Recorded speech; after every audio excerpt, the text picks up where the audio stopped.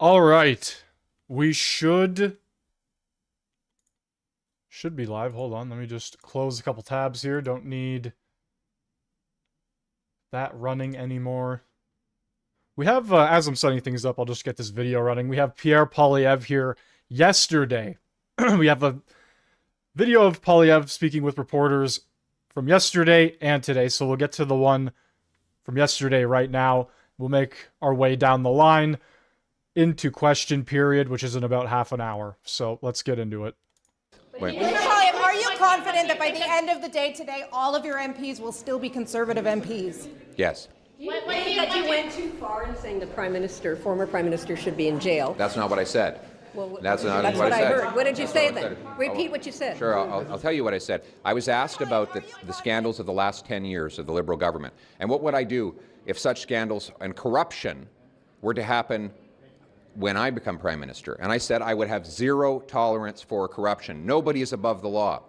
So if I could, in certain cases, I think there were scandals in the Liberal government that would be appropriately punished in that way. You think of the Green Slush Fund, where individuals were appointed to a board to manage public funds. And what did they do with it? They gave it to themselves. To me, that is a crime for which they should have been held responsible. People have got to be held responsible for corruption. And if you look at my remarks, that's what I said. We will hold people accountable for corruption. RCMP covered up. Do you still think the RCMP covered it up? My criticisms of Ms. Lucky have been long-standing, and that's why we called for her to resign. We called for her to resign for a number of numerous scandals that she and the RCMP failed to investigate, for the political interference, the appalling political interference in the Portapique shooting case, and countless others. We've had long-standing criticisms of Ms. Lucky, the former commissioner, and we stand by those criticisms. Est-ce que vous craignez que des députés puissent quitter à la suite du malaise que ça a Pour l'information là sont le scandale à Gacan ou que ce soit dans le cas de SNC-Lavalin. My view Conservatives fait un entrevue. that some Conservatives were upset by what you said about the RCMP? Well, listen, my view is that Conservatives all agree on one thing. People should be held accountable for corruption, and my future government will do that. People will be held to the highest standard, and if there is ever corruption when I'm Prime Minister, the people involved will be fired and their cases turned over to the police. Interference Commissioner yet? Has the Liberal government reached out? I have not been consulted on that, no. Mistake in suggesting that Prime Minister Trudeau should have gone to jail? That's not what I said, if you look at my remarks. Aujourd'hui, le mercredi 22 octobre, est-ce que M. Trudeau, selon vous, devrait être en prison? Est-ce qu'il mérite d'être emprisonné aujourd'hui? C'est par rapport à la question. Il y aura et être imputé, peu importe leur statut ou leur pouvoir politique. What time is it? The Liberal budget. Is there any world in which you would support the Liberal budget? What we said is we want an affordable budget for an affordable Canada. Right now, Mark Carney is driving up the cost of living with the cost of his spending. So I'm going to sit down with him today, and if he takes my suggestions of bringing down the deficit to the level the Liberal government promised, of getting rid of the hidden taxes on food, well, then let's have a look at it. But that's why I'm meeting in a spirit of collaboration with the Prime Minister, and I hope that he will reverse course and do the right thing so Canadians can afford their lives. Thank you. The Liberals and the mainstream media are currently dragging him through the mud because of these comments on the RCMP. And let's be real here. He has not just Poilievre, but the Conservatives as a whole have been hammering away at these scandals for months and months and months and months, years. SDTC, and it goes on. Trudeau had so many scandals, it is absurd. But the last one they were focused on was the SDTC, and then we actually saw results on the Arrive scam, the Arrive Can app. Now, we didn't see anything beyond that, but we saw a little bit. The SDTC, though, just out the window. That seems to have gone completely out the window. Nobody wants to talk about that anymore. Trudeau's not even here anymore. So it's wild stuff. The fact that he has to clarify over and over again that he did not say specifically that Trudeau should be in prison. He just said that if scandals were to occur, that he would hold people accountable. And the media is trying to spin it in every way, shape, and form. And they're trying to demonize him and make him sound like he's this crazy outsider, this weirdo all of a sudden for wanting people to be held accountable. And they're like, nobody's above the law. That's essentially what he's getting at. And we have a tweet here. Let me just pull up the proper view. We have a tweet here that's kind of gone a little bit, I don't want to say viral, but a lot of people are commenting on it and talking about it. This guy claims his father served in the RCMP for 24 years and that Poilievre has desecrated the memory of his father and insulted every officer who has served the RCMP. And this is one of many people who have completely taken this and just spun it out of control. But when you actually look at the individuals who comment on these posts and reply back to it, you could see it's the exact opposite. This guy right here, his dad apparently served for 38 years, and him and his brother served for 15. And he thinks Poilievre is correct. The RCMP senior executive is beholden to the PM. So at the end of the day, a lot of people, here's another one, I served in the RCMP and Pierre Poilievre is exactly correct. A lot of people agree with what Poilievre has to say. And I need to make this as clear as possible. This is the Elections Canada website. Over 8 million people voted for Poilievre. Now, yes, it might have gone down a little bit. Same thing for Carney. Nobody knows where the polls really lie right now. Apparently, they're 50-50, neck and neck. I don't know. But the fact of the matter is millions of people believed in the words he said, and even leading up into the election, while Trudeau was still in office, people wanted Trudeau to be held to account. People wanted Trudeau to be thrown in prison. Lots of people did. Thousands and thousands, if not, like, based on this here, 8 million people, potentially millions of people wanted to see Trudeau thrown in prison because of all the scandals and the corruption. And now that Poilievre has come out and said that he would hold people to account if he gets into a position like Prime Minister, for example, and now they're squirming. They're all terrified. They're running away, and they're calling him this, that, and the fourth because they're scared. If he does become Prime Minister and he goes after the insane amounts of corruption from the past administration and people in the current one, then yeah, maybe they should be scared because he's made it quite clear. If there is corruption, he is going to bring it forward to the police. Simple as that. And we also have Melissa Lantsman absolutely slaughtering Gary Anandasangari. He knows this is being recorded now. You called the RCMP racists. Probably sit this one out. Mr. Speaker, as you know, the RCMP is an independent organization, one that enhances the rule of law in Canada and one that ensures the safety and security of Canadians. Day in, day out, the RCMP officers on the ground work to save and secure this country, and I demand that the Leader of the Opposition retract the statement. So this is all the Liberals are going to have, because they've had nothing so far against Poilievre and the Conservatives. They've had nothing in question period to go up against him, and now that he's made these comments about the corruption within the RCMP and the government, it's the only thing they have. So they'll just continue to drag him for it over and over again. All right, we are now going to head into Poilievre speaking with reporters today. The video from before was from yesterday. Now this one's from today. Let's get into it. Thank you very much, Pierre, for being here. I wanted to respond today to Mark Carney's big, hyped-up speech to Canadian youth. So we brought some people here who do qualify. Come on, let's get somebody in here who's young enough to be youth. Although Pierre is the George Clooney of our caucus, so he's forever young.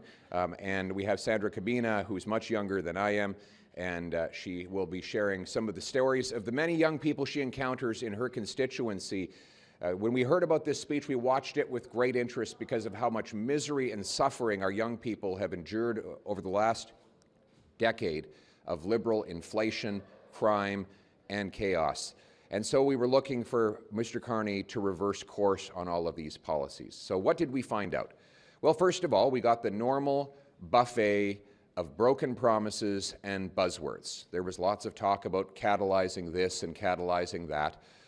There was a new promise about doubling exports to non-U.S. markets, all while he refuses to even support the one single thing that would actually export more of our resources to those markets. He's still not stating his support for an oil pipeline to the Pacific, nor has he gotten any projects underway that would achieve any of these things.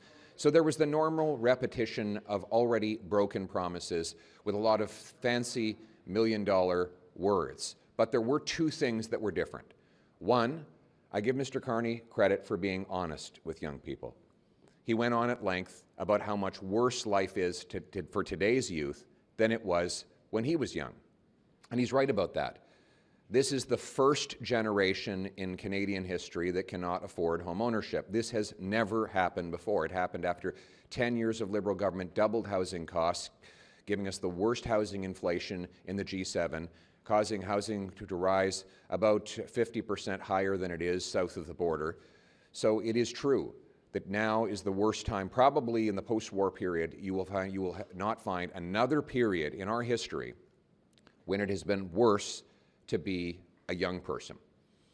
I credit him for that. But instead of saying, given that things are so bad, we Liberals are going to reverse course on all of the policies of inflation, of blocking home building, of standing in the way of resource projects, instead of that, he asked young people to make more sacrifices. This was the sacrifice speech to Canadian youth. And he said it's going to take lots of time to reverse all the damage. Mr. Carney, our youth have sacrificed enough. All they have done for the last 10 years is sacrifice. They are living in their parents' basement well into their 30s. Their rent has roughly doubled, and in fact, the most recent inflation data says that it's up another 4%. The purchasing power of their paychecks are down. More of their money goes to taxes than into food, clothing, and shelter combined. They are no longer safe on their streets after Liberal bail has unleashed crime and chaos everywhere. And I would be remiss if I did not take a moment to acknowledge one young person who tragically lost her life to Liberal bail just this week. Savannah Kula, 29-year-old mother of four, murdered by an offender out on Liberal bail. Another example of the chaos this government is unleashing in our communities. But instead of acknowledging all of those sacrifices and promising to reverse them, Mr. Carney doubles down on all the policies that caused them. The inflationary deficits that were left behind by the previous Liberal government, he's doubled them. He's increased spending on bureaucracy and consultants, all of which is driving inflation up even higher than it was before he took office. In fact, food price inflation is almost double the Bank of Canada's target, which means our young people are now forced to downgrade their diets and line up at food banks. We see paychecks are now under attack. While the first 10 years of Liberal government deprived our youth of home ownership, now it's depriving them of jobs. Youth employment numbers are now the worst in a generation as the government blocks jobs with high taxes and anti-development laws and allows multinational corporations to give those jobs away to the temporary foreign worker program, meaning countless young people are not able to even find a paycheck, let alone a place to live. My message to Canadian youth is this: you have sacrificed enough under this Liberal government. You don't have to live like this. We can turn the hurt of the last decade into the hope of the future, and we have a plan to do it. That plan will unlock free enterprise so that you get ahead through your hard work and entrepreneurship, not through political connections. By lowering income taxes, you'll keep more of your hard-earned paycheck. By getting rid of inflationary deficit spending, those dollars you earn, they will once again go further and preserve their value. We will clear the bureaucracy and taxes so that builders can build homes that you can afford, and we will get the federal government out of the way to build mines so that the private sector can build mines, pipelines, ports, and countless other major projects that will create $2,000 a year jobs for our young trades workers right across this country, and you will live in safety because we will scrap Liberal bail, we will lock up serious criminals, we will restore the best immigration system in the world that is based on common sense. That is how we will restore the promise to which you are entitled, which your ancestors all enjoyed. You deserve it. Your suffering today is not your fault. It was imposed on you by your Liberal government. But we can change these things, we can build the brighter future, and that is the hopeful message that I hope that you will join us in delivering and bringing to bear. Thank you. Go ahead. You know, when I was a teenager, and if I wanted to find a job, all you had to do was show up with a good attitude, put in a job application, said your please and thank you, and by the end of the weekend, you were able to find a job. But I was just speaking to a teenager from my riding over the summer, and he told me that he was looking for a job all summer long. His entire summer was spent looking for a job. So searching for a job was his full-time job, and he was still left empty-handed by the end of the summer. Mark Carney has never sacrificed or struggled the same way that young people have today. You know, I was just at the University of Toronto last week, and I spoke to a room full of students. And one of them came up to me after the event and said, finding a job feels like winning the lottery. This is the result of 10 years of this Liberal government. And Mark Carney decides to double down on the very policies, the very same disastrous Trudeau-era policies that got us into this mess. My message to young people is this: it doesn't have to be this way. So I'd like to share a story about of a couple in Aurora, Ontario, in my riding. A young couple who feel this impending sense of doom by normal milestones for a young couple, like buying a home or starting a family. They cannot afford it. And despite the fact that between the two of them, they have 5 jobs. And what Mr. Carney, Prime Minister Carney, has said to them is, well, you're going to have to sacrifice even more, showing that he is in fact blind to the ongoing sacrifices that Canadian youth are having to make right now. And what he's saying is, we're going to continue on with the policies, the Liberal policies that have caused this mess. We're going to double down on them, and you will have to sacrifice even more. There was a time in my life when I was a young girl where my family and I had to put our clothes in garbage bags. And despite the fact that we had to do that, we worked and we saved, and my family and I were able to build a future for ourselves. I went to university, I graduated, and I got a job, and eventually I started a family and I have a home. And for me to hear the Prime Minister say, you have to give up on that dream, because your future is not going to be as good as my past. That is unacceptable. It doesn't have to be that way. Youth deserve opportunities. Canada has everything it needs to provide the opportunities, and it is because of this Liberal government's broken policies that young people do not have opportunities today.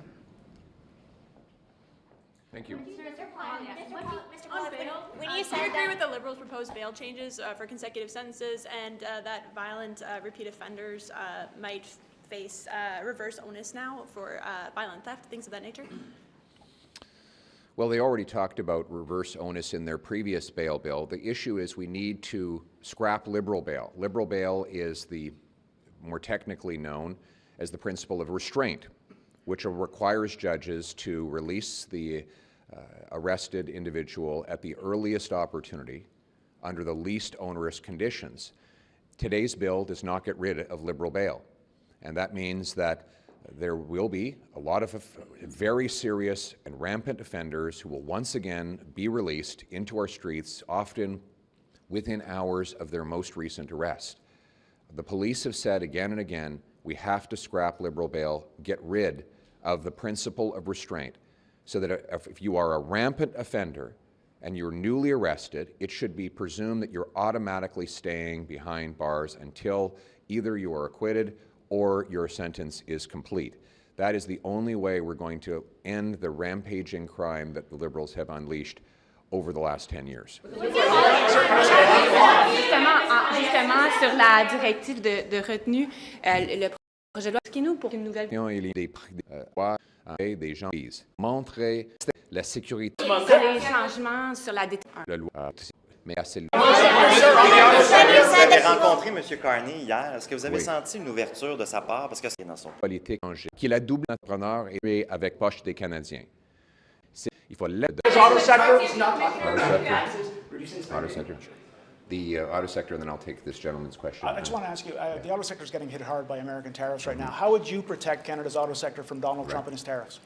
Well, first of all, this is a very big broken promise by Mark Carney. He said that he would negotiate a win, that he'd have a deal by July 21st, that he would have elbows up, and that he would protect an all-in-Canada auto sector. He has done none of those things. No win, no deal, no job protections. And in fact, since he took office, American tariffs on Canadian autos have actually increased. We needed him to actually keep his promise and defend auto workers in the negotiations with the Americans.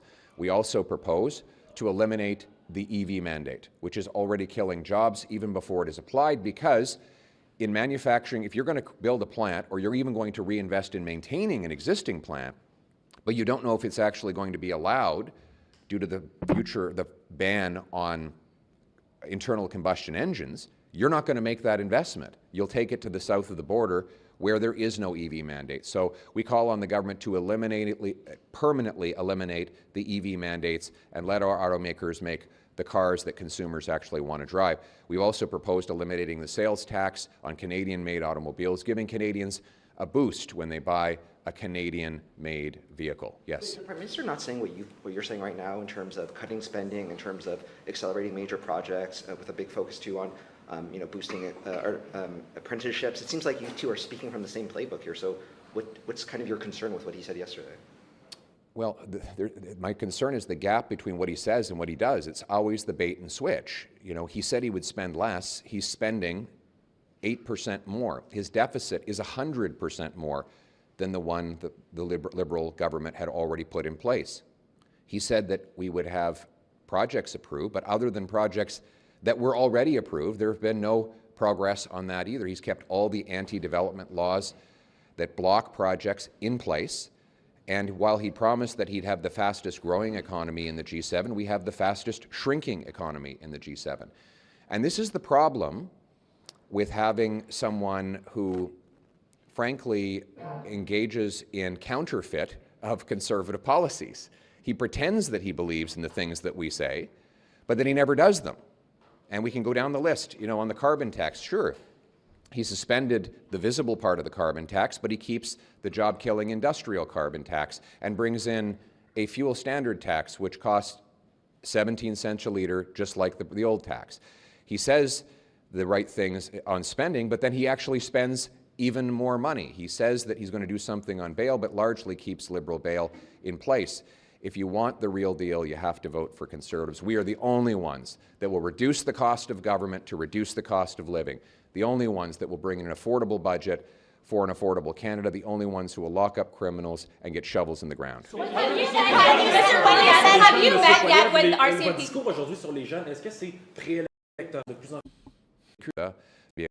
De l'espoir, comme ça. Cité de le message d'être Canadien. Mike Duham, he's down. Le Canada. Mr. Poilievre, could I just ask you if you've met yet with RCMP Commissioner Mike Duham? He's downstairs right now. Have you set up a meeting with him? He has not reached out.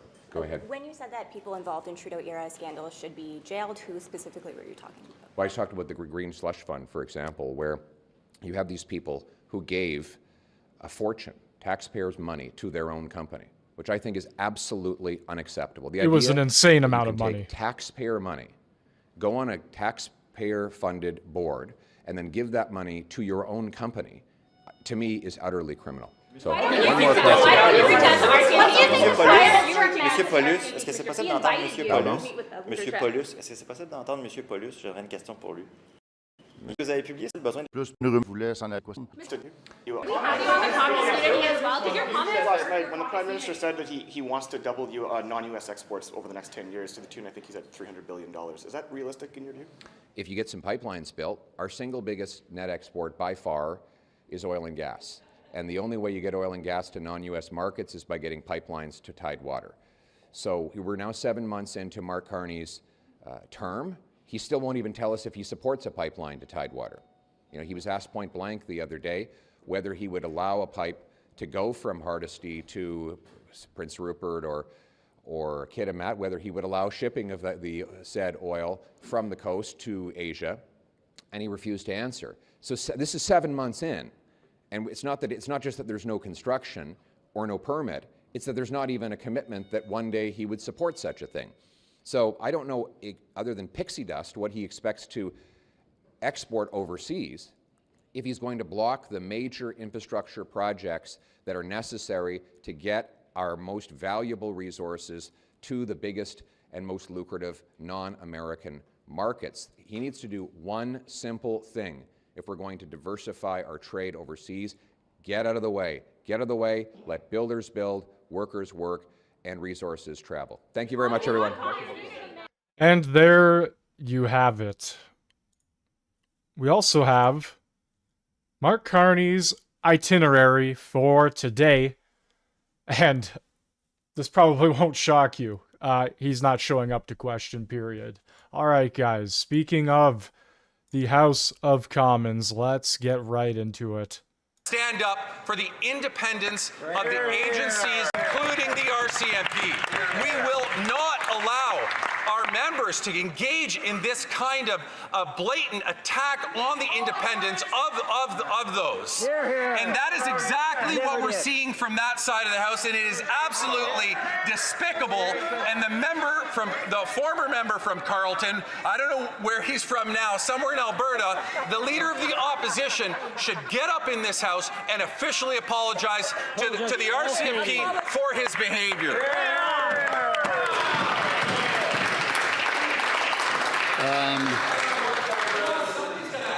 Questions and comments. The honourable member for Sarnia, Lambton, Bequidge went on. Thank you, Mr. Speaker. So this debate is actually supposed to be about C-12, and my question then is about C-12. It's supposed to enhance border security because there was a concern expressed that's led to a tariff war, basically, with our neighbours to the south. And instead of reacting like the Mexicans did, who immediately put 10,000 resources in place at the border, this government has announced 1,000 extra guards, and now they have done nothing except put it off for 5 years. Can the member explain why?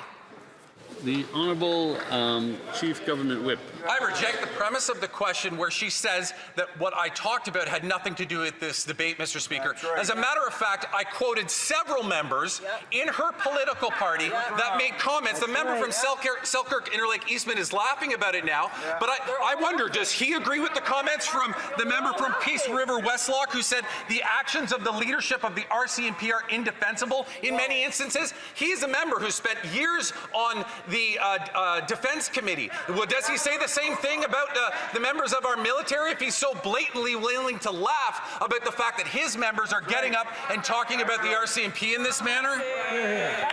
Questions and comments. The honourable member for Winnipeg North. Mr. Speaker, I'm looking at it in terms of the RCMP is recognized around the world as an organization, as an institution that is first class. When we get the leader of the Conservative Party saying, and I would like to quote an article that's in the Winnipeg Free Press, Mr. Speaker. This is what the leader of the Conservative Party says. The leadership of the RCMP is despicable. Wow. He is making a reflection on one of Canada's institutions that is held in the highest amount of respect. I believe the leader of the Conservative Party owes all Canadians an apology for those remarks. My question to my colleague, would he not agree what is despicable is the actions of the leader of the Conservative Party? The Chief Government Whip. Yes, Mr. Speaker, and at first, I only thought it was the member of the leader of the opposition. But now he can add another 4 or 5 names to that, including the member from Peace River Westlock, the member from Bow River, the member from Verlin Lake County, the member from Medicine Hat Carson Warner, who's all made accusations about the RCMP during this debate on C-12. Questions and comments. The honourable member for. So what he basically just said is the Conservatives agree that there's corruption within the government and the RCMP. That's pretty much all he just said. Has just woken up, so have his colleagues. Why am I saying this? Because they had no names on the speaking list for C12. Look, the House has been sitting for 10 o'clock. Where were the Liberals this whole time, earlier in the day? The government added a debate on Bill C12 to the agenda, but then they didn't provide any speakers for the speaking list. I guess now they want to cover up their incompetence by talking about other people. Could my colleague from Kingston and the Islands explain sincerely why it is that his party has not spoken on this bill so far today? Is the government preventing its members from speaking to their own bill? 30 seconds. There's been a lot of debate on this issue, Mr. Speaker, including the previous version of this Bill C2. We have provided hours upon hours of debate on this. This member is not new here. He knows the way this works. He knows that if one side stops speaking, all the speeches will continue to go to the other side until somebody from this side wants to get up. That's how a debate works. I'm sitting in this House. I'm listening to the Conservatives attack the RCMP all day long, and I felt the need to get up to defend them. I wish the Bloc would start defending a national organization like that. Unfortunately, we must stop here. There will be about 30 seconds or 45 seconds left in questions and comments. We now go to statements by members. Déclaration de député. The honourable member for Burnaby Central. Mr. Speaker, I rise to recognize Antonio Beck, an inspiring leader, community leader from Burnaby, on the occasion of retirement as CEO of Burnaby Neighborhood House. Nearly 30 years ago, Antonia helped establish what began as a small volunteer program with 5 people, $25, and a shared Canadian dream. Today, B&H has nearly 150 staff members and hundreds of amazing volunteers. Through her extraordinary leadership, the dream has grown into a vibrant network, serving families, newcomers, youth, and seniors. Because of her work, children have a safe place to learn, newcomers have built lasting connections, and seniors enjoy a renewed sense of purpose. Antonia has shown what is possible when we lead with heart. Because of her vision, Burnaby stands stronger, more compassionate, and more connected than ever. On behalf of Burnaby Central and this House, I thank Antonia for proving that when we invest in each other, we strengthen the very fabric of Canada. Merci. The honourable member for Cambridge. Mr. Speaker. What's up, Spider-Man? How's it going? Privilege of joining a ride-along with the South Division Police in Cambridge. I've always respected the work our frontline officers do, but seeing their focus and professionalism firsthand was a powerful reminder of the challenges they face every single day. That night, officers were on alert for Kevin Kaler, a violent repeat offender released after serving only 10 years from choking his elderly roommate to death. Despite a clear warning from police that he posed a significant risk to public safety, he was back in our community. And within just one day, he breached his release conditions and was picked up the same night during my ride along. This isn't just frustrating, it's dangerous.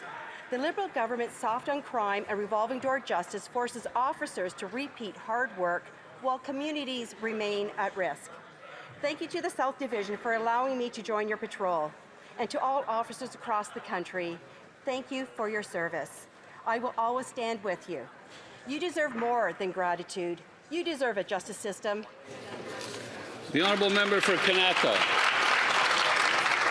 Today, an amazing company called Solink, an AI-first Canadian scale-up and global leader in AI-powered video and data intelligence, celebrated the opening of its newly expanded headquarters, joined by the Minister of Artificial Intelligence to help celebrate this milestone.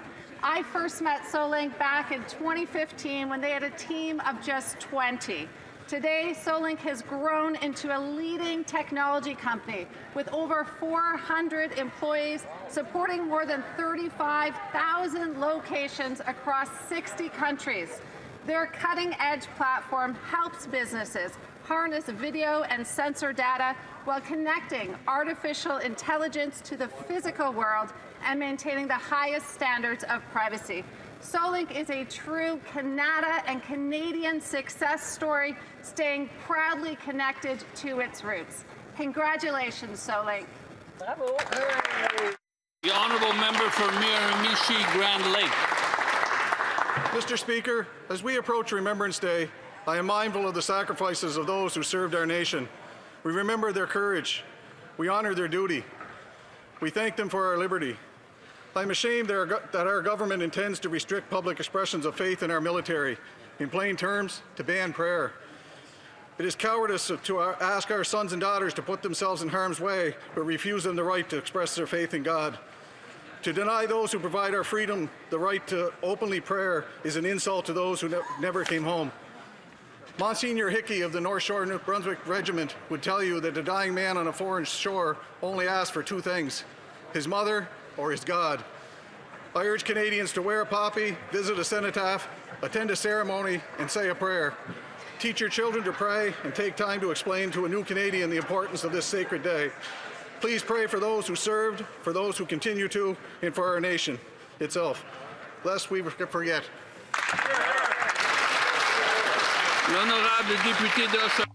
The honourable member for Hochelaga. My God, the Liberals didn't even stand and clap for that. That is unreal. I'd like to give a shout out to Marie-Reine Larivière. You may not know the name, but her career is worthy of mention. Who here can celebrate 58 years of service? 58 years. I met Marie-Reine during a recent visit to the Barilla pasta plant in Hochelaga. Through the impressive machinery which makes all kinds of pasta, I spotted a tiny woman with a twinkle in her eye and a mischievous smile. I walked up to her to say hi. She winked at me, proudly held out her hand and whispered in my ear, "You know, I started here in 1967. The true corporate memory of the Barilla plant, formerly Catelli, is not the computer servers, but she, Marie-Reine Larivière, who categorically refuses to think about retirement. Marie-Reine, you embody that quiet perseverance, the kind that doesn't make a sound but commands respect. Your commitment to passing on your expertise to younger generations is so noble. Mr. Speaker, in this Women's History Month in Canada and through your journey, Marie-Reine, I honor all women who are committed to their communities, creative and generous." Signed by the Airdrie Food Bank's Executive Director, Laurie McRitchie, as she takes her well-earned retirement after more than 2 decades of tireless work in making sure that no one in our community ever goes hungry.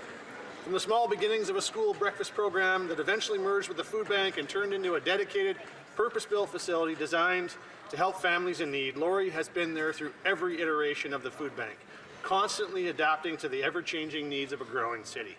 She's demonstrated visionary leadership, unwavering compassion, and has had a profound impact on the fabric of our community. She leaves the organization in good hands with a strong foundation and a very clear vision for the future, a community where no one is hungry. As we go into the holiday season, I'd like to remind everyone that food banks need your help all year long. And so in the spirit of Laurie's legacy, please remember to give what you can so that no one ever goes hungry. I wish you, Laurie, a long and joyful retirement with more time spent with your wonderful family. You've more than earned it. The honourable member for Calgary Confederation.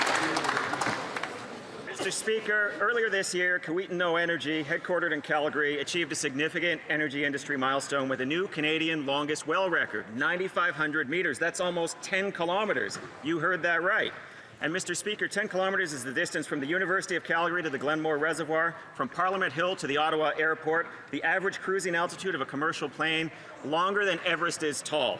The skilled team drilled more than 4 kilometers vertically and 5 kilometers laterally, which means they can access more subsurface oil and gas with less land disturbance. Importantly, they also did it safely, working for more than 25 days to finish. This is a Canadian energy industry leadership milestone that deserves recognition and innovation that will grow our economy, create jobs, and generate public revenues in a responsible way. The honourable member for Similkameen, South Okanagan, West Kootenay. Mr. Speaker, lumber jobs remain under threat by the unjustified U.S. tariffs, but workers aren't hearing from the Liberals that they're making this a priority in negotiations. The Canadian Lumber Trade Alliance said, quote, they're deeply disappointed by the Prime Minister not even mentioning lumber jobs in D.C. Silence won't help the mill workers I met in Grand Forks last week. They told me they don't know how they're going to make their mortgage payments. The uncertain future of the mill isn't just impacting forestry workers. It's impacting teachers, mechanics, the whole community. Residents I spoke with aren't just worried about the loss of their jobs, they're worried about the loss of their neighbors. Grand Forks needs the same kind of soft-foot agreement Conservatives secured in government and the Liberals have failed to negotiate the last decade. If the Liberals won't act for our forestry workers, the Conservatives will. The Honourable Member for Berthier-Masquinongé. Mr. Speaker, today I'd like to highlight a victory that thrilled all Quebec. In St. Boniface, Les Irréductibles redoubled their efforts to give us a historic moment. On April 5th, with everyone holding their breath, St. Boniface was crowned winner of the 2025 Craft Hockeyville contest. This achievement was recognized on October 7th. Hockeyville means $250,000 for arena renovations, equipment for young hockey players, food assistance, and the privilege of hosting an NHL preseason game in the fall of 2026. St. Boniface inspires us with its team spirit and incredible ability to bring people together around their passion for hockey, a place to meet, belong, and share memories. Congratulations, St. Boniface. You're a wonderful example of the values of commitment and collective effort. The Honourable Member for South Surrey White Rock. Mr. Speaker, across Canada we celebrate Small Business Week. I rise to recognize the entrepreneurs who form the backbone of my riding, South Surrey White Rock. Before entering public life, I spent over 30 years as a small business owner. First, Image Makers Photography, then Ashbury and Logan, the Art of Flowers. I understand small business, long hours, financial risks, pressures of payroll, and personal sacrifices families make. I also know the pride that comes from serving your community and building something lasting. I've had the privilege of visiting many local businesses, listening to their stories, and learning about their successes and the challenges they face. Small businesses are the pillars in our communities. They deserve our recognition throughout the year.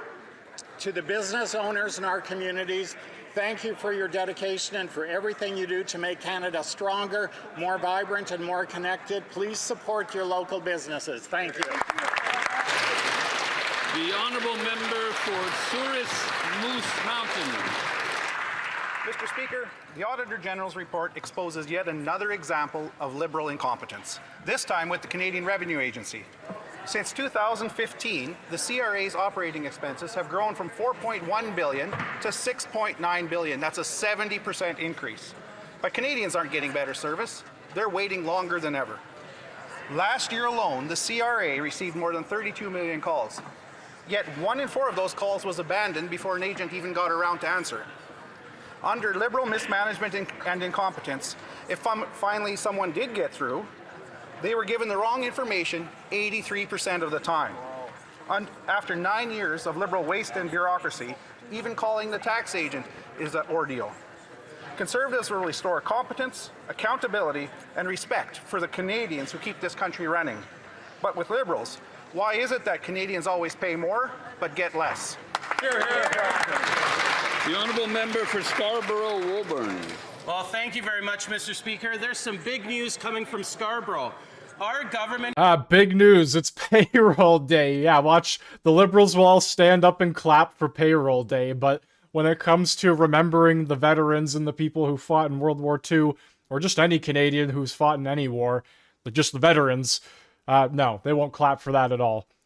This is one of the largest transit investments in the history of my city, and it will be up to $2 billion being invested into the Scarborough extension. This means more jobs, more economic growth, while reducing congestion and emissions with cleaner, more efficient transit systems. This is about investing in our community, investing in our city, and investing in our future. Thank you, Speaker. The Honourable Member for Terra Nova, the Peninsulas. Mr. Speaker, this Prime Minister told a room full of students that they're going to have to make sacrifices. This is the kind of silver spoon attitude that young people are sick of. The only reason this country is in this mess is because this Liberal government shut down our industries and spent more than they could afford. They robbed us. They spent all their money, then borrowed billions of dollars expecting my generation to pay for it. The Liberals' overspending has driven inflation to the point that we can't afford the same quality of life our parents had. We can't afford a home, we can't afford education, and we can't even afford groceries, which are up 4%. There was a CBC article in Newfoundland this morning where a MUN student said that he used to pay $400 for groceries and now have to pay $700 for groceries per month. Young people are saying they have to sacrifice having children because of this Liberal government's overspending. Why does my generation have to make sacrifices that these Liberal governments continue to release deficit budgets with massive overspending, leaving my generation with a bill? Cheers to that one. Yes, sir. Mr. Speaker. Mr. Speaker, in honor of Brain Cancer Awareness Day happening this October 24th, I'd like to pay a special tribute to an incredible family who is near and dear to my heart.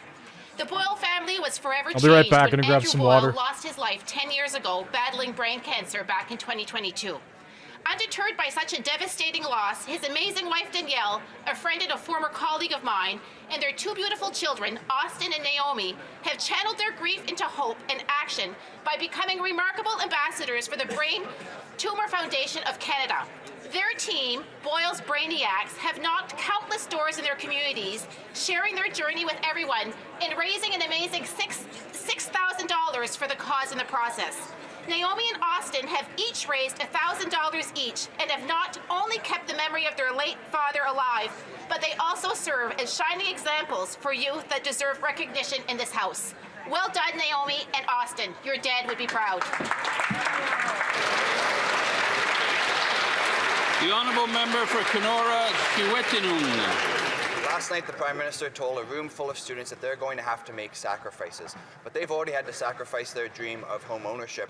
Over 70% of young Canadians are worried that they'll never be able to afford a down payment. They've paid the price as food costs have exploded nearly 4% year over year in September, Mr. Speaker, and they spent the whole summer without jobs. Youth unemployment is nearly 15%, the highest it has been since 2010 outside of the pandemic years. 2/3 of Canadians now feel that the next generation is going to have a lower standard of living than Canadians have today. Mr. Speaker, our youth shouldn't have to sacrifice any more for Liberal failures. They have sacrificed far too much over 10 long years. The situation is dire, but thankfully there is a solution. Conservatives will cut taxes on food, work, and home building. We will lower inflation and reduce red tape to get more homes built, Mr. Speaker, and restore the promise of Canada. Hear, hear, hear. The honourable member for Scarborough Southwest. Mr. Speaker, throughout my nearly 4 decades of policing, I was always inspired by the fact that one of Canada's most enduring national symbols was a police officer on a horse, a Mountie, a member of the RCMP. Their motto is Maintain le droit, maintain the right, uphold the law. They are perhaps the most trusted public institution in our country, and they are a source of national pride. And the basis of that trust, Mr. Speaker, is the fact that Canada is a rule of law country, a country where the police are independent from all political interference in their operations, investigations, and prosecutions. In Canada, Mr. Speaker, the police are not subject to the dictates of some feckless politician who would seek to compel the police to lock up his opponents without evidence or legal basis. And that is why, Mr. Speaker, Canadians were so shocked to hear the Leader of the Opposition so casually call the RCMP despicable for maintaining the right and upholding the law. I now know he denies saying what we all heard him say, but I would ask every member of this House to reflect on the impact that such scurrilous remarks can have. The Honourable Leader of the Opposition.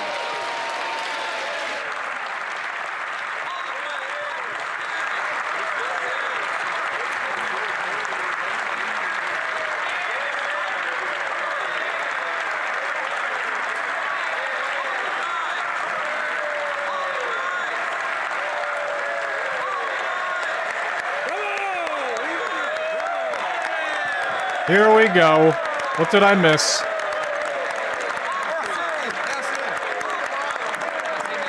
Thank you.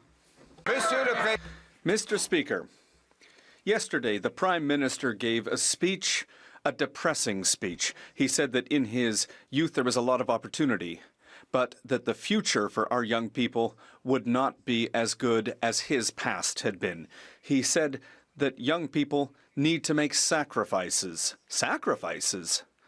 That's what young people have been making for the last 10 years under the Liberals. The Liberals have doubled the cost of housing, they've taken away jobs, and they've created intergenerational debt.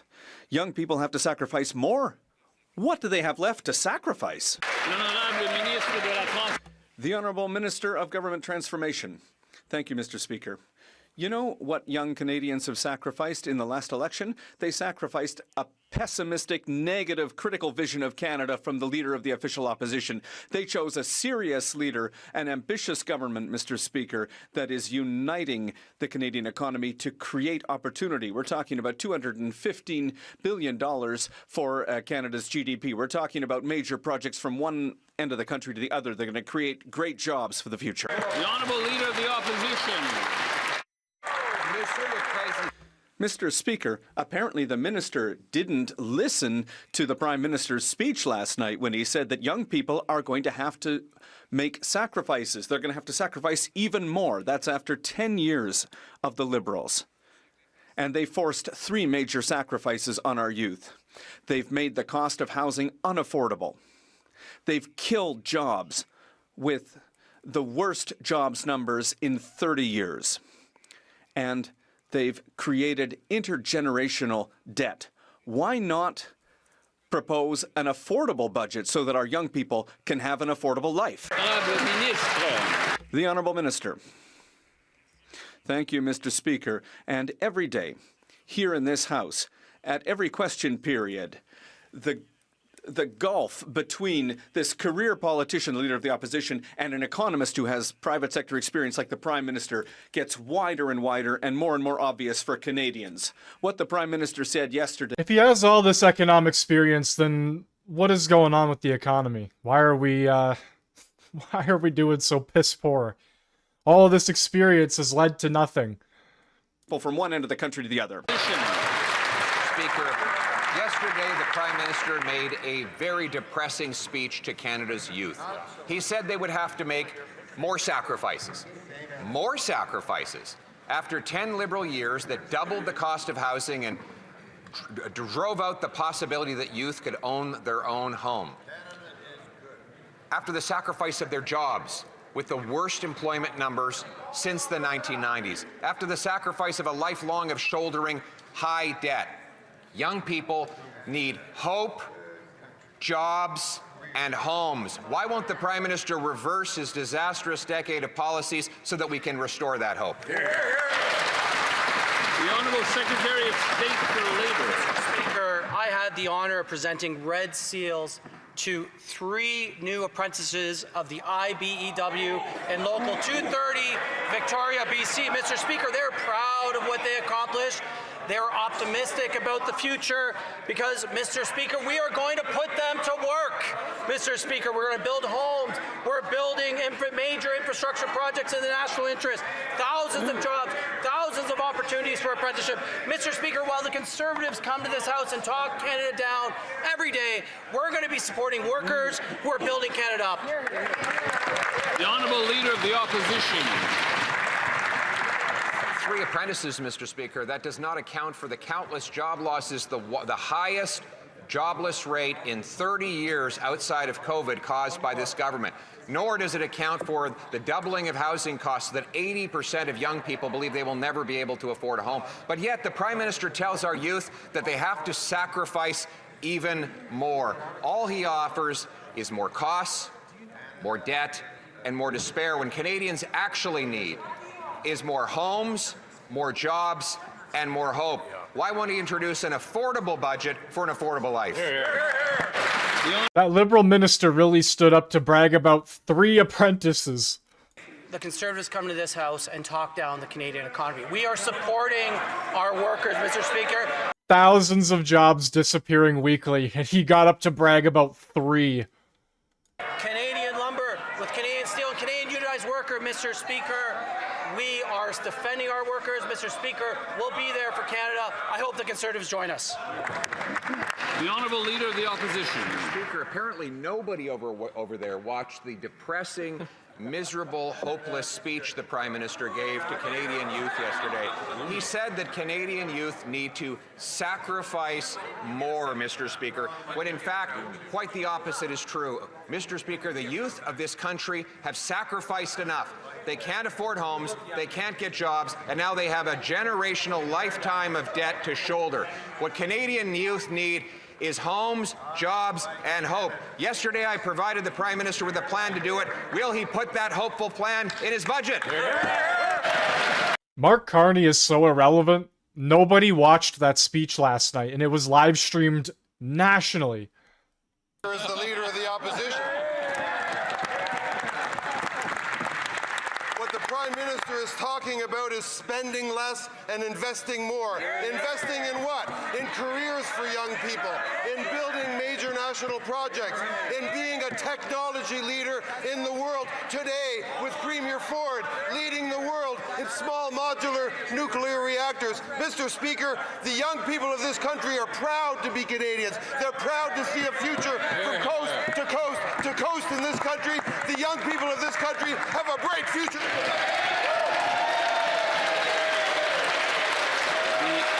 The Honourable Leader of the Opposition.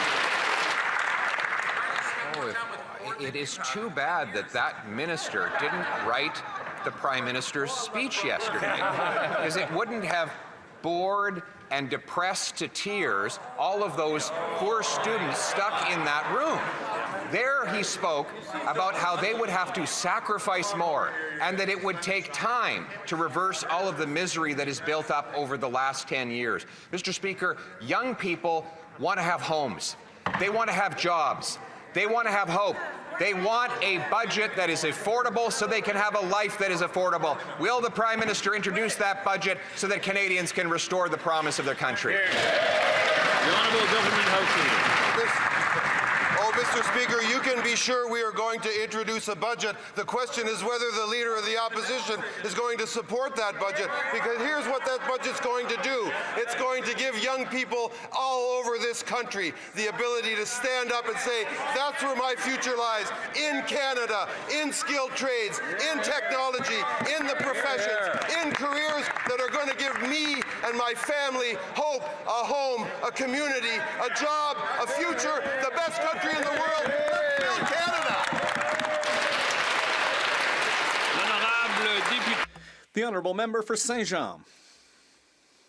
Mr. Speaker, with the budget coming up soon, the government has accused the opposition parties of playing political games, but they're going to have to explain how demanding funding for healthcare is playing political games.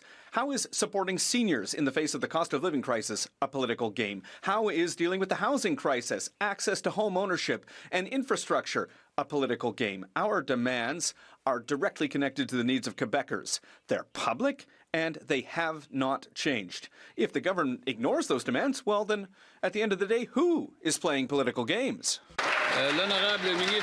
The Honourable Minister of Culture and Canadian Identity. Mr. Speaker, the leader of the Bloc Québécois seems to be changing ideas like he changed his shirts after the elections. He said, we're ready to work with the government. We want to give them some time so that we can help Canadians and Quebecers.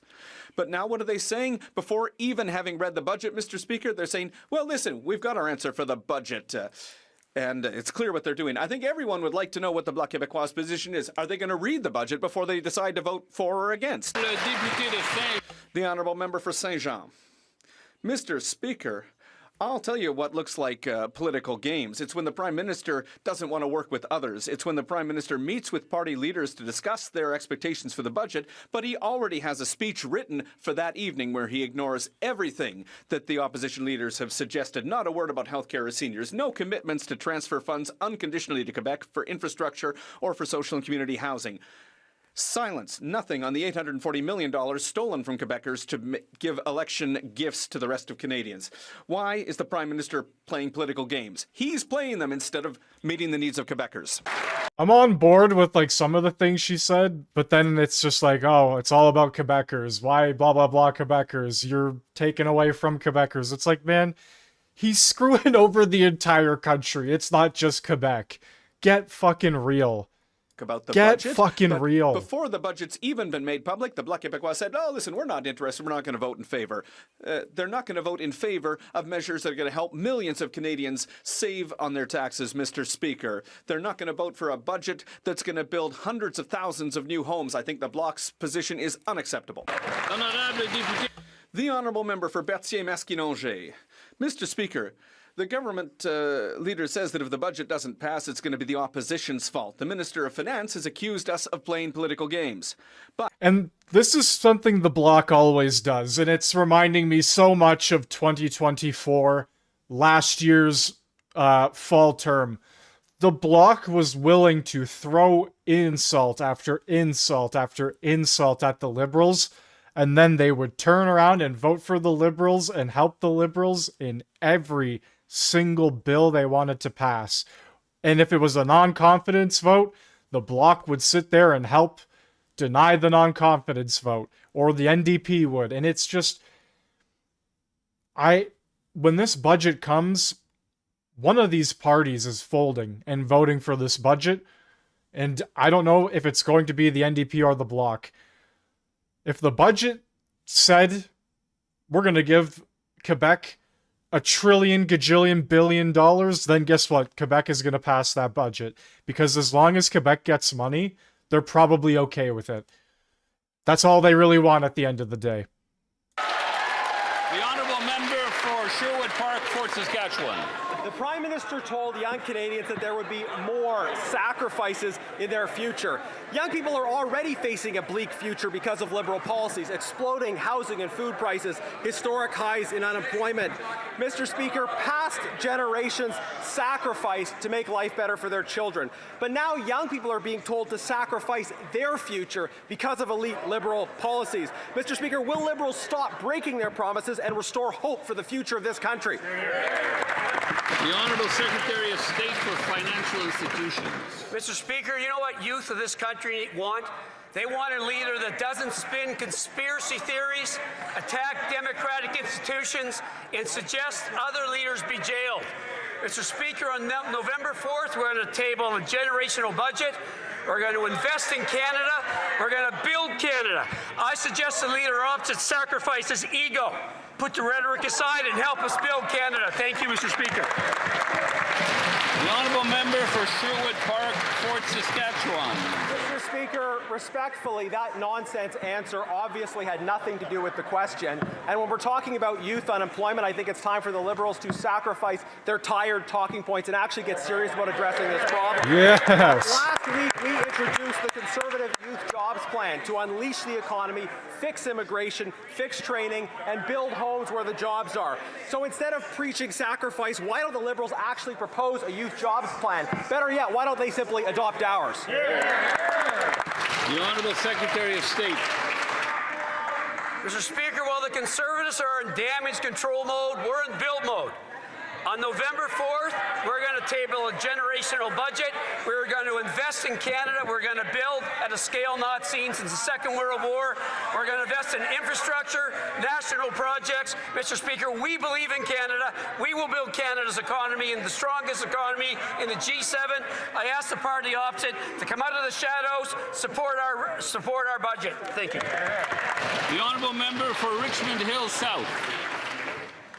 Yesterday, this Liberal Prime Minister told a room full of students that they're going to have to make some sacrifices. Well, young people have already sacrificed enough over the last 10 years. They've sacrificed by paying skyrocketing food costs. They've sacrificed with an entire summer without jobs because Liberal job-killing policies have driven youth unemployment to recessionary levels. They've sacrificed the dream of home ownership because the Liberals created the worst housing crisis ever. And last month, rents were up another 4.8% nationally. Canadians shouldn't have to sacrifice for Liberal failures. When will the Liberals stop doubling down on the same failed policies, get spending under control so young Canadians can finally afford to buy homes? The Honourable Minister of Jobs and Families. Boy, Mr. Speaker, that speech really freaked out the Conservatives, didn't it? Because it was all about ambition. It was about investing in ourselves. It was about building major projects. It was about the project that Prime Minister Carney announced with Premier Ford, that the Prime Minister... Oh, just sit down, Patty. You're so boring to listen to. Come on. The member may Spewing nonsense. from the top. Mr. Speaker, that speech yesterday from the Prime Minister really freaked these Conservatives out because they saw the ambition in that speech. And not only did they see it in that speech, today, as the Prime Minister stood with the Premier investing in new nuclear to ensure the jobs of today and the future, they know that the youth... The honourable member for Newmarket Aurora. Yesterday, the Prime Minister told a room full of students that they're going to have to make sacrifices, but after 10 long years of failed Liberal policies they already have, they've sacrificed their dream of owning a home, sacrificed their dream of starting a family because they cannot afford it. They have watched food prices skyrocket, and housing starts in Toronto at a 30-year low. Canada has everything it needs to thrive, but it's failing because of their policies. Will the Liberals stop breaking their promises and get their spending out of control so young Canadians can finally afford to dream? Honourable Minister. Mr. Speaker, the youth in my riding are dreaming, and not only that, they're working, and they're entering the workforce in extraordinary ways. Let me talk about the young welder that I met at Thunder Bay Hydraulics just a few weeks ago, who approached me the other day and said that because of the programs that the province and the federal government work together on to ensure she had work-integrated learning, she was now a welder with that company. Mr. Speaker, we're investing in jobs, we're investing in youth. Every time we look across the aisle, these guys are voting against the interests of youth. It's very rich for them to talk about youth. The honourable member for Brandon Souris. Yesterday, the Prime Minister told a room full of students that they have to make sacrifices. Mr. Speaker, students and young people in this country have already sacrificed enough to these Liberals. They've sacrificed the dream of home ownership. They've paid the price at the pump and for the cost of food. They've spent summers without jobs. Now the Liberals get up and their big achievement is 3 new apprenticeship Red Seals? You gotta be kidding me. Canadians have sacrificed enough over the last 10 years. They shouldn't have to sacrifice more for these Liberal failures. Will the Liberals get their spending under control in the November 4th budget and restore the promise of hope for young Canadians? Cheers to that. Holy, he was going off.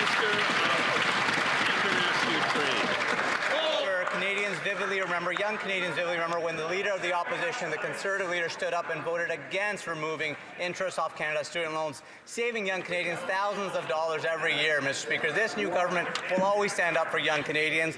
Yesterday, the Prime Minister announced that we will double non-U.S. exports by $300 billion. That means thousands of new opportunities for young Canadians producing the goods that the world wants to buy. Thank you, Mr. Speaker. The honourable member for Montmorency-Charlevoix. Mr. Speaker, yesterday the Prime Minister announced in front of a room full of students that they were going to have to make sacrifices. But they've been sacrificing for 10 years now, Mr. Speaker. They've sacrificed the dream of having a home. They're sacrificing too much of their own budget to pay for groceries, and last summer, many weren't even able to find a job. A simple question: will the Liberals finally stop breaking their promises? Will they rein in spending? And will they allow Canadians to buy groceries at a fair price and dream of being able to one day buy a house? The Honourable Minister of Government Transformation. Thank you, Mr. Speaker.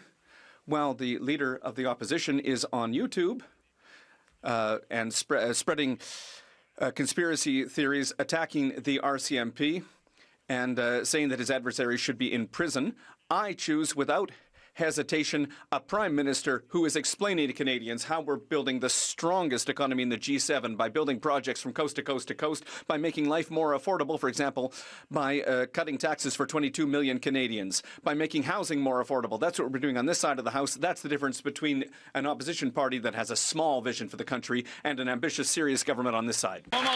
The Honourable Member from Montmorency-Charlevoix. We don't have a small vision for the country, Mr. Speaker. We have a fair vision for young people who can't afford homes, who are being hit hard by inflation, who are seeing grocery prices going up. This is having a real impact on their physical and mental health and their hope of one day having a bright future. Yesterday, again, the Prime Minister, in a depressing speech, asked young people to make sacrifices. When is this Liberal government going to stop stop crushing our young people under the weight of their poor management and allow them to have a better future. The Honourable Minister. Mr. Speaker, the ambition on this side of the House is ambition that is serious. We'll build the strongest economy in the G7. We'll free the power of the Canadian economy. We'll make the economy stronger by lowering taxes for 22 million Canadians, by cutting GST on new homes, by making housing more affordable across the country, by investing in building an unprecedented number of new homes in this country. That's the ambition that we have on this side of the House. That's what we're going to deliver for young Canadians. The Honourable Member for Repentigny. Mr. Speaker, Ottawa's just announced $2 billion to build a nuclear power plant in Ontario. For years now, Quebec has been offering to sell true clean electricity to Ontario, but Ontario and Doug Ford have turned that down. And today, the federal government announced that it's going to make Quebecers pay for a nuclear power plant in Ontario that's going to allow it to compete with Quebec's truly clean energy. Quebecers are losers 3 times over here. We're losing when it comes to the environment, when it comes to trade, and now we're losing our tax dollars. Is the government going to back down? The Honourable Minister of the Environment and Climate Change. Mr. Speaker, I want to be very clear that we are building a country for the future, and that's with clean energy.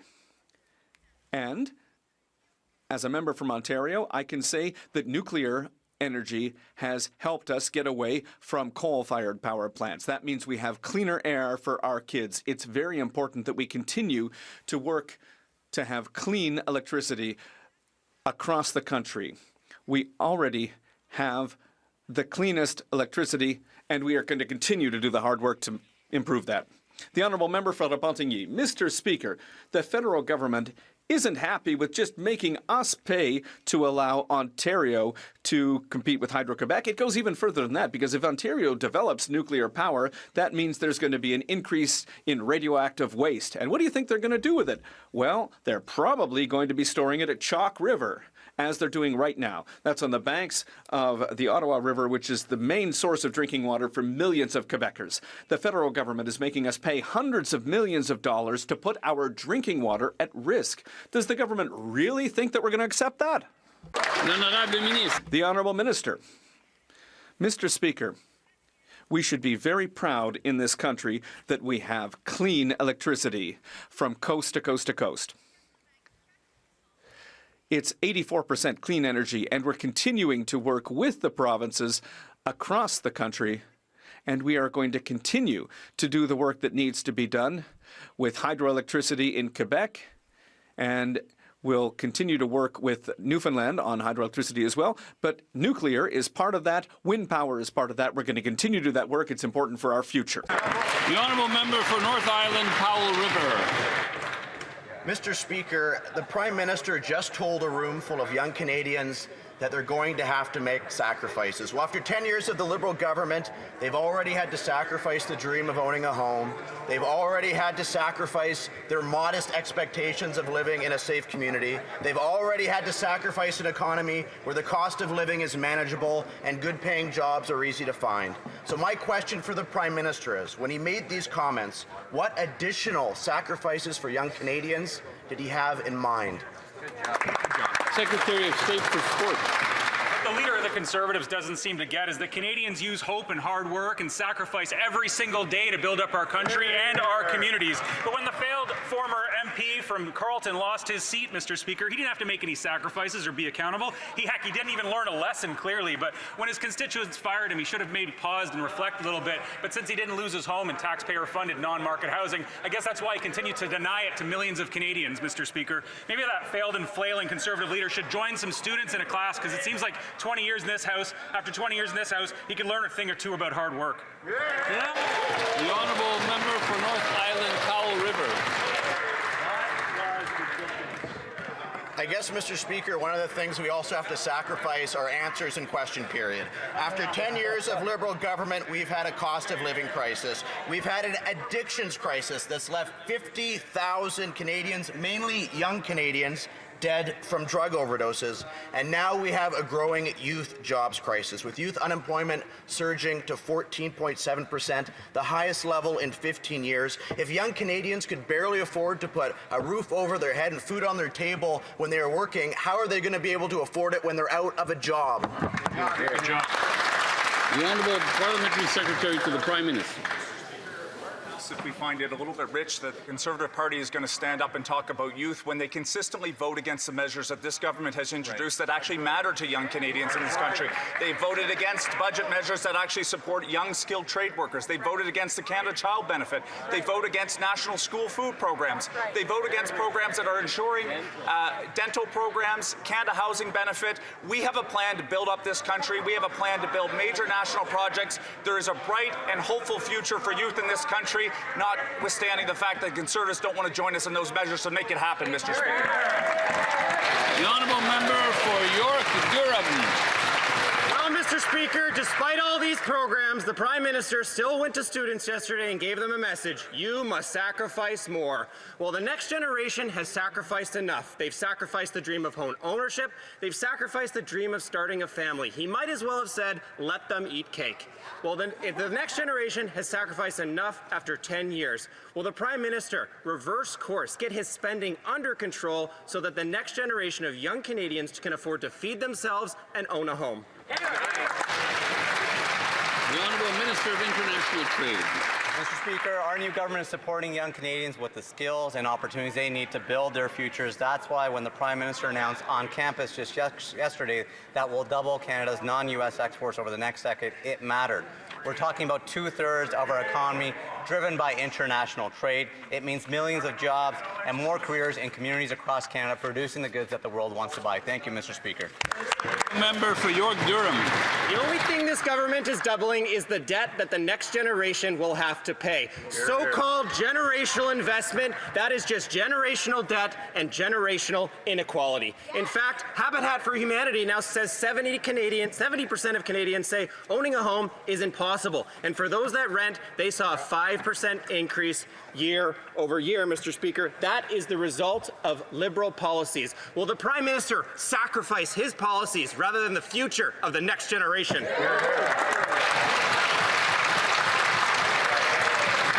The Honourable Parliamentary Secretary.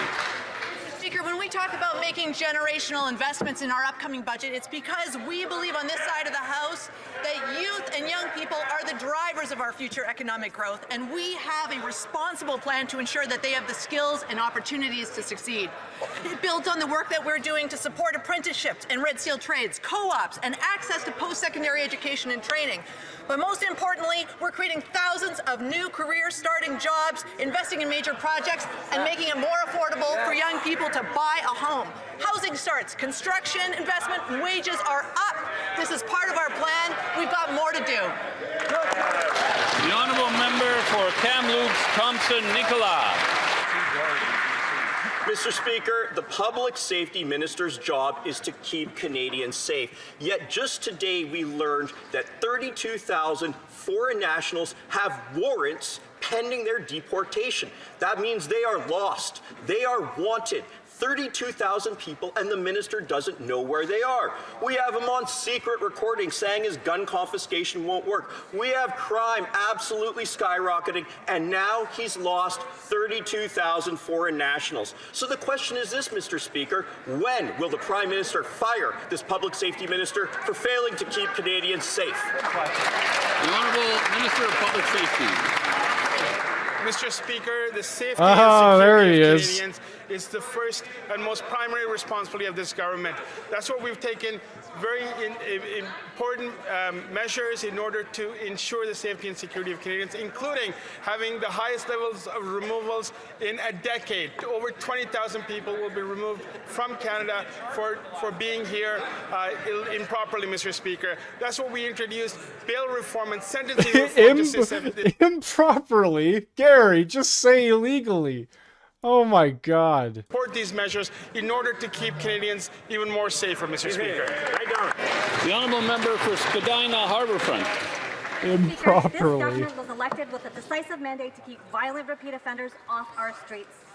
While the leader of the opposition was attacking the brave men and women of the RCMP, calling them despicable, the Minister of Justice was working with provinces, territories, and law enforcement to develop solutions-focused bail and sentencing reforms.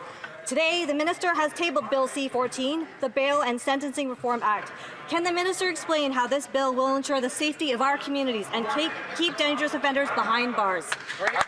The Honourable Minister of Justice.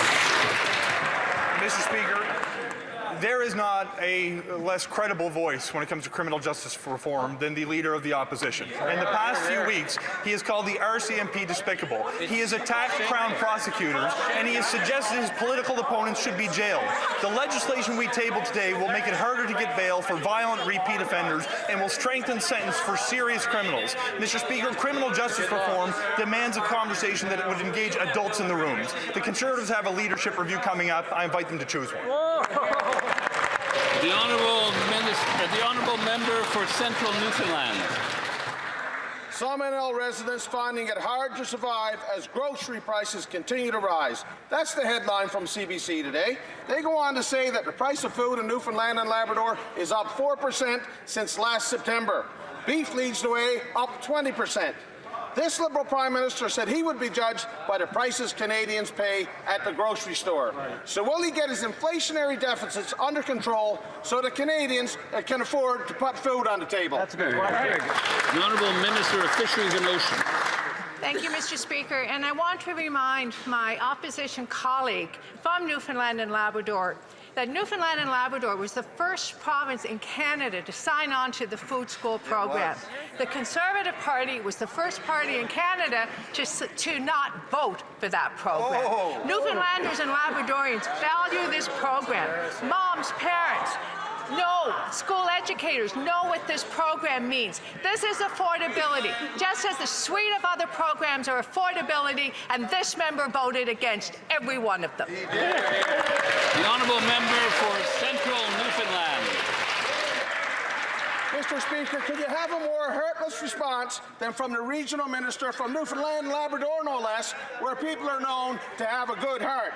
That minister knows full well that the school lunch program that they created is garbage. It hasn't fed one child in Canada.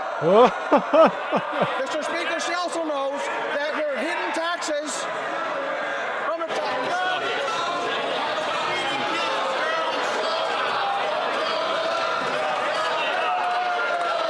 Here we go.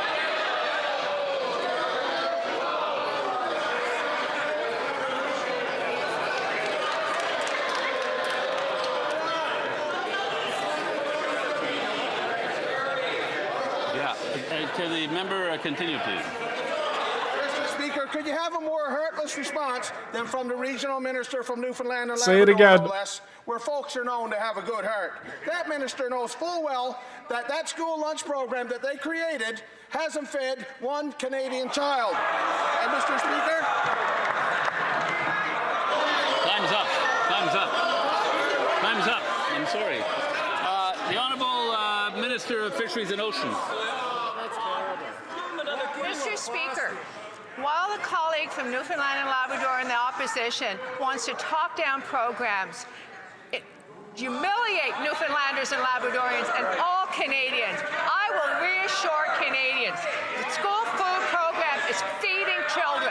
It's saving families up to $800 a year. This is policies that work. I will always stand for Newfoundlanders and Labradorians and Canadians. Keeping people dependent on the government. Yeah, that's something to clap and cheer for.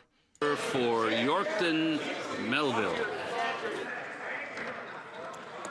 Parents are struggling to secure healthy food for their families because of this Liberal government's out-of-control spending, skyrocketing food inflation up again 4%.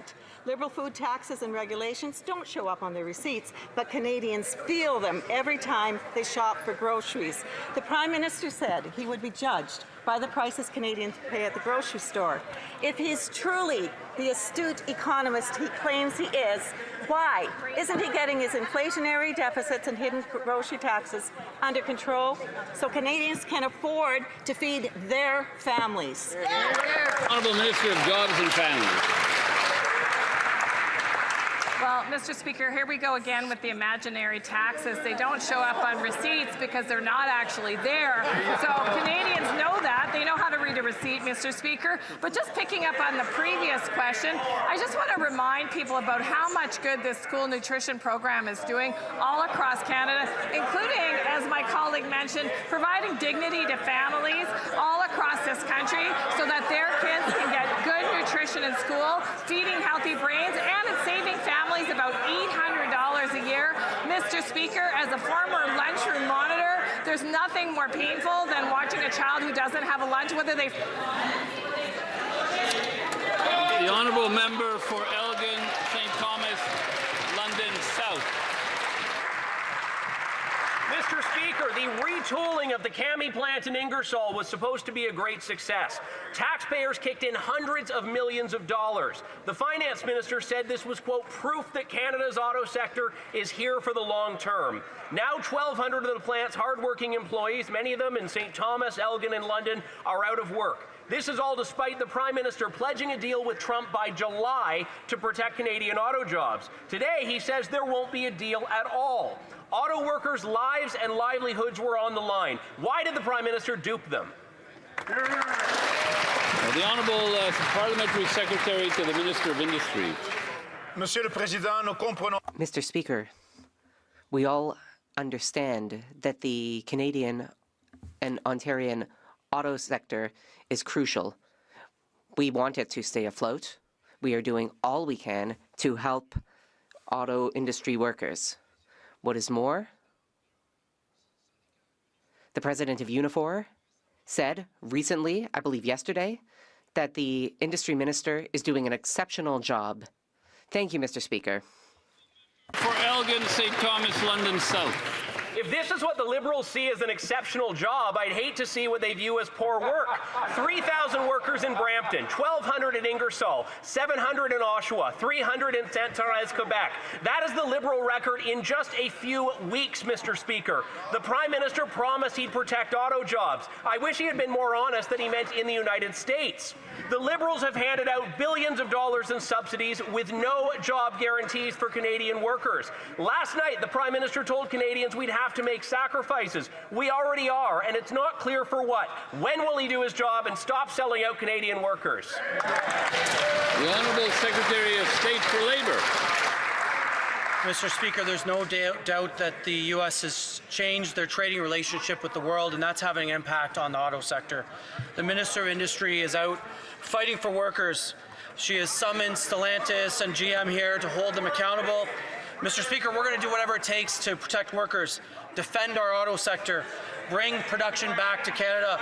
Mr. Speaker, because Canadian auto workers are the best in the world, and we're going to fight for them every single day. Every single day. The Honourable Member for Charlebourg-Haut-Saint-Charles. Mr. Speaker, the Prime Minister promised to negotiate a win to manage Donald Trump and to get a deal signed with the U.S. before July 21st, but he did the opposite. He failed auto industry workers in Canada and Quebec. PACCAR in Sainte-Thérèse has just laid off 300 employees. That brings it to a total of 725 employees since the beginning of the year when the PM started negotiating with Washington.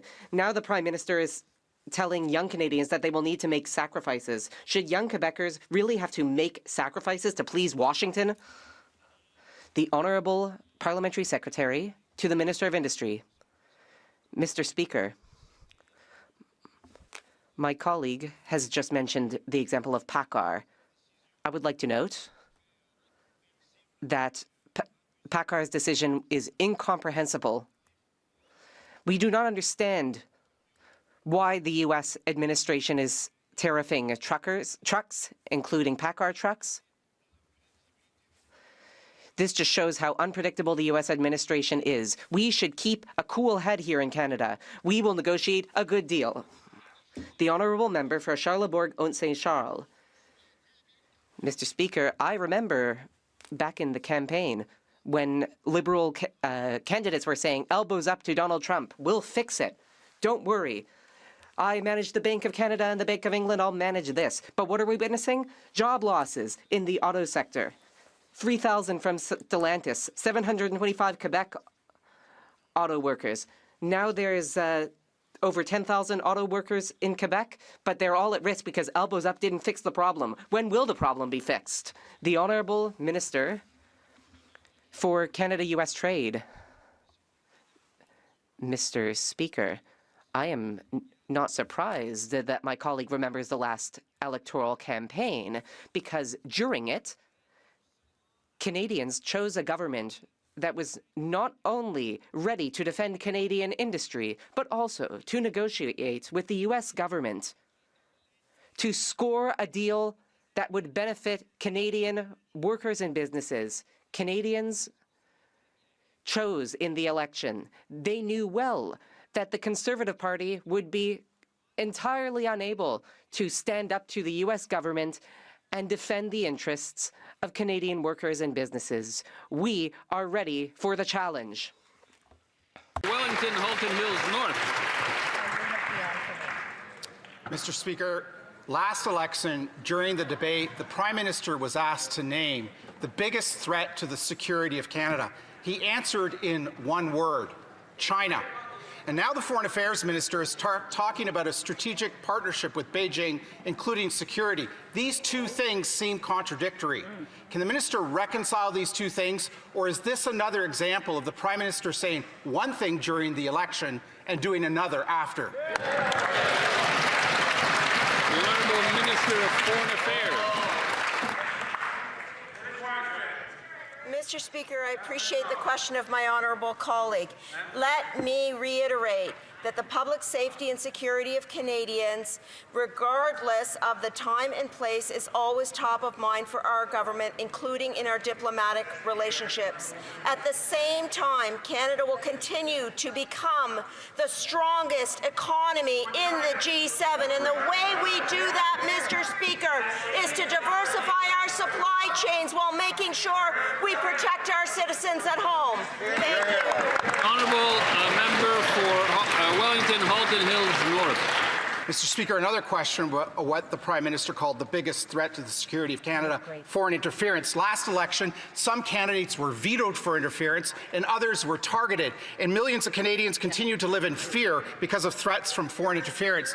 The Foreign Interference Transparency Registry was passed into law last year. The government said it would take 12 months to implement. 16 months have passed and still no registry. So when will it be up and running, and when will the commissioner be appointed? Right on. The Honourable Minister of Public Safety. Mr. Speaker, I appreciate the opportunity to answer this very important question, Mr. Speaker. I look forward to bringing forth the name to the leaders of the opposition so that we can have consensus on the commissioner, and I assure the member opposite that we'll have the commission up and running by the end of the year. Good. The honourable member for Argenteuil-la-Petite-Nation. Mr. Speaker, promise made, promise kept. The Minister of Justice has just tabled Bill C-14, which will strengthen bail and sentencing provisions. This will make it so that no sex offender will be able to serve out their sentence at home. Developed in collaboration with provinces, territories, and law enforcement, Bill C-14 will center victims within the justice system. Could the Justice Minister explain how this bill will protect the public while holding violent reoffenders fully responsible? The Honourable Minister of Justice. Thank you, Mr. Speaker. I would like to thank my colleague for his very important question. Our government is working to ensure the safety of Canadians. This bill will create stronger sentences for violent reoffenders and will end sentences served at home by sex offenders. We will also make jail time the default for violent reoffenders. I worked with provinces, territories, and law enforcement. I look forward now to working with all members to get this bill passed. Sturgeon River. Mr. Speaker, never before has a government spent so much and delivered so little. The latest example, the CRA. Under these Liberals, the CRA's budget increased by a staggering 70%, yet according to the Auditor General, the CRA has failed to meet its service standard a shocking 95% of the time. So how is it possible that every time the Liberals spend more, Canadians get less? The Honourable Secretary of State for Financial Institutions. Thank you for the question, Mr. Speaker.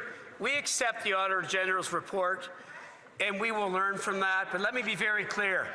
There was 167 calls made by the Auditor About the General. only thing you should learn from. The CRA has made 100,000 calls, and we have upwards of 90% calls answered accurately.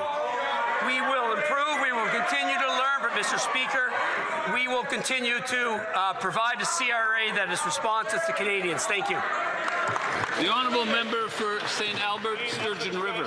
Mr. Speaker, not only did the CRA fail to meet its service standard 95% of the time, last year 8.6 million calls to the CRA went unanswered, and if you were lucky enough to get through, the CRA gave wrong information 83% of the time. And what is the Liberal solution? Increase the CRA's budget even more. You can't make this stuff up. Have these Liberals learned absolutely nothing after 10 years of failure? The Honourable Secretary of State.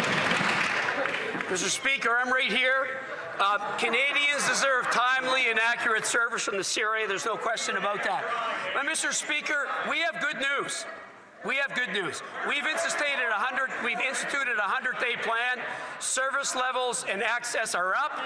We're upwards of 83% of calls answered within 15 minutes. Mr. Speaker, we are laser focused on the CRA delivering good service for Canadians, and that is what we are going to do. Thank you. Member for Haliburton, Kawartha Lakes. Speaker, auditors report that over 130 valuable Indigenous artworks have vanished from a federal collection overseen by the Minister of Crown Indigenous Relations. Security was so weak, the theft went undetected, and the department has no plan to recover the missing art, yet they continue to buy new pieces.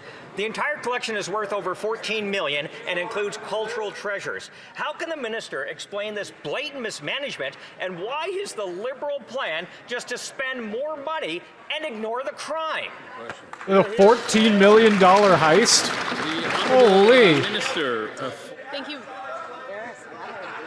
Speaker, we are working with our partners to address the issue, and I'd be happy to work with my colleagues on the other side as well. Thank you.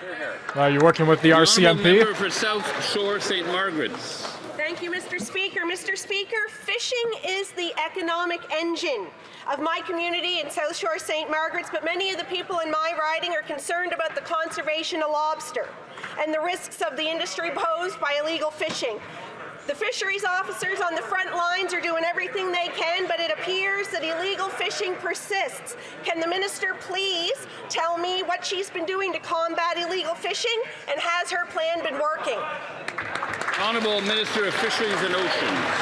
Mr. Speaker, illegal fishing is unlawful. It threatens conservation, impacts the livelihood of people in coastal communities. And that's why we've strengthened enforcement, added more patrols on the water and at wharfs, and we're working with enforcement partners. This summer in southwest Nova Scotia, fisheries officers seized vessels and traps. They returned thousands of lobsters to the ocean, stopped black market sales, including 200 crates of lobster seized last week. Our plan is delivering results, and I will do everything I can to keep fisheries safe and regulated. The Honourable Member for Lévis-Lotbinière. Mr. Speaker, inflation was 3.3% in Quebec in September. Why? Hidden taxes like the industrial carbon tax, the food packaging tax, and the clean fuel regulations.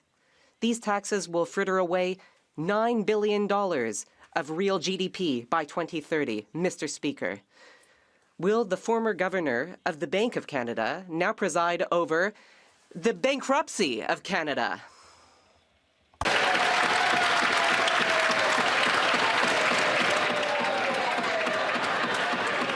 L'honorable leader du gouvernement. The Honorable Government House Leader. Mr. Speaker. Every time that member gets up, it's at least an 8 out of 10 question. Despite what my honorable colleague is shouting about, I can assure the House that Canada's finances are the best in the G7. We have the fiscal room to invest in the future of our country and our young people. My colleague should join us to vote in favor of the budget that will be tabled November 4th. Mr. Speaker, not only is the Prime Minister planning to cut women and gender equality by as much as 81%, the Canadian Centre for Policy Alternatives... Yeah, I don't believe that for a second. Or that's insane. The Liberal Party cutting that? Let's get real. wants to regain the trust of women after forcing flight attendants back to unpaid work at Air Canada. Why doesn't he stop these devastating job cuts? My God, the country would explode if the Liberal Party did some crazy shit like that. Cutting this and gender inequality, that it would be the end of the Liberal Party. Oh my God. We are so focused on the economy. We don't talk enough about this, but we have an... That's literally the whole heart and soul of the Liberal Party. That's all they push. So if they were to do the exact opposite of that, all of the activists would fucking flip tables and freak out. Are you kidding me? My goodness. The NDP just make things up, I think. We will continue along this path. We will continue to keep our promises. The Honourable Member for Saanich, Gulf Islands. Thank you, Mr. Speaker. Tomorrow is the 80th anniversary of the creation of the United Nations. Canada has an enviable reputation, but it's from long ago, when we were leaders in fighting for human rights, leaders in peacekeeping. I'd like to ask the Honourable Minister for Foreign Affairs, if Canada is rethinking our current position, will we continue to ignore the work of the Treaty for the Prohibition of Nuclear Weapons, or will we again make efforts to be a country known for peacekeeping and ending the threat of nuclear war? The Honourable Minister of Foreign Affairs. Mr. Speaker, Canada believes in a world free of nuclear weapons, and the current arsenals around the world remain far too large. Deterrence is fundamental, and we share the concerns of the honourable member about the unacceptable slow pace of disarmament. We all share a responsibility to protect against these threats, including through the Comprehensive Nuclear Test Ban Treaty. At the United Nations recently, I spoke about the importance of multilateralism. It is collective action that will get us through these times, including through the challenge. Et c'est la fin de la période des questions. This concludes question period. Période des questions, je crois. We will just take a moment so that our colleagues can leave. Alright, I don't know what's going on next, but it looks like a fair amount of MPs are sticking around. Not sure if there's going to be a vote on anything. Not sure what's going on. Maybe statements by... Or not statements by members. Statement of the week. Point of order. Anything? No?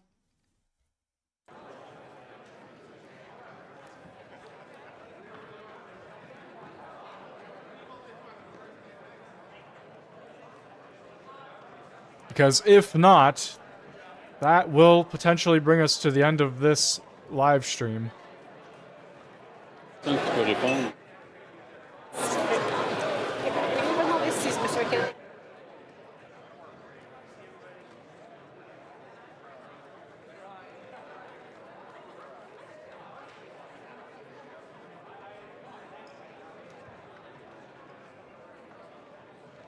Alors, je crois que le whip en chef. I believe the Chief Opposition Whip has a question for the Government House Leader, who is surrounded by other colleagues. That the chief,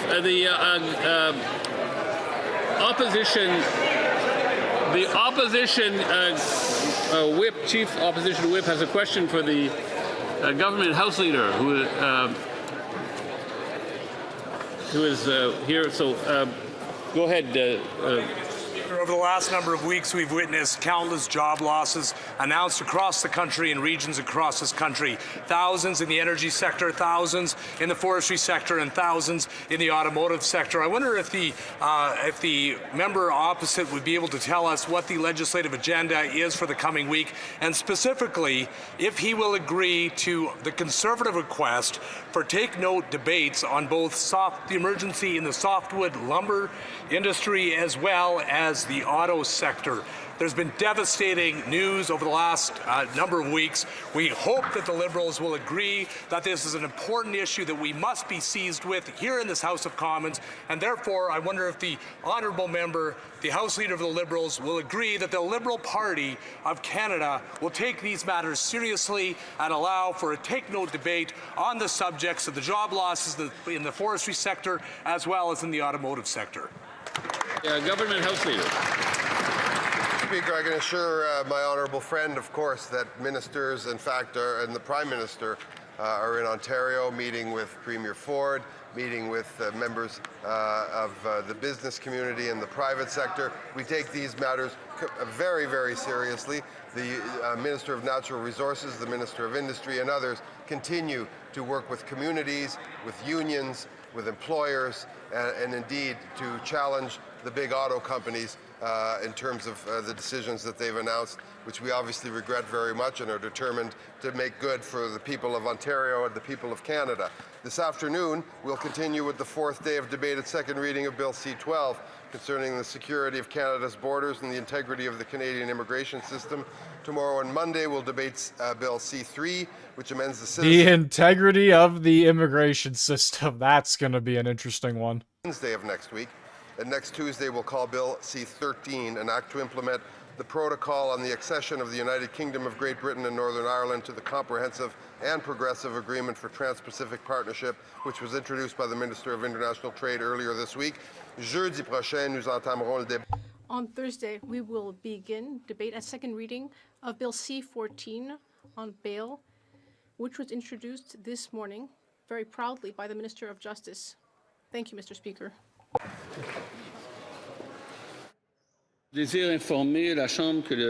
I wish to inform the House that the earpiece volume will now be reset. All right, ladies and gentlemen, that is going to do it for today's live stream. I will be live next Monday, next week. I believe Parliament is running next week. Yeah, we just had statement for next week. So yes, Tuesday I probably won't be live, but Monday I will be live. Wednesday, Thursday I will be live. I might even go live tomorrow, potentially for a committee. We'll see though. Anyway, that is going to do it for today's stream. Have a great rest of your day or night, depending on where you are from. Thank you for joining on Kick, Rumble, and YouTube. Take it easy, everyone. It would have been an opportunity for him to apologize for 10 years of Liberal failures that have led to historic